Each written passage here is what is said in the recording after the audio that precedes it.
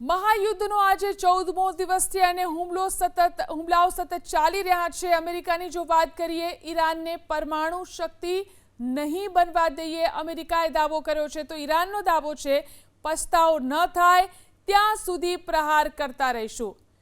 આ બંને દેશો દાવાઓ કરી રહ્યું છે। અમેરિકાનો દાવો છે કે દુનિયાને પરમાણુ ખતરાથી અમારે બચાવવી છે, તો ઈરાને દાવો કર્યો છે કે ટ્વીટ કરવાથી યુદ્ધમાં જીત થતી નથી।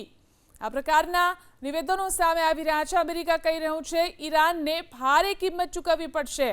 ઈરાન કહી રહ્યું છે કે ભૂલ અમેરિકાની છે, અમે અટકશું નહીં।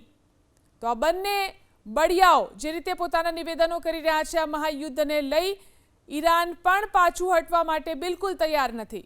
નહીં બનવા દઈએ અમેરિકાએ દાવો કર્યો છે, તો ઈરાનનો દાવો છે પસ્તાવો ન થાય ત્યાં સુધી પ્રહાર કરતા રહીશું।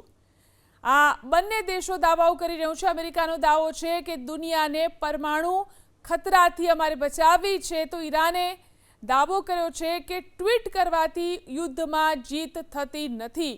આ પ્રકારના નિવેદનો સામે આવી રહ્યા છે। અમેરિકા કહી રહ્યું છે ઈરાનને ભારે કિંમત ચૂકવવી પડશે।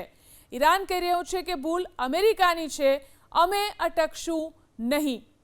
તો આ બંને બળિયાઓ જે રીતે પોતાના નિવેદનો કરી રહ્યા છે, આ મહાયુદ્ધને લઈ ઈરાન પણ પાછું હટવા માટે બિલકુલ તૈયાર નથી।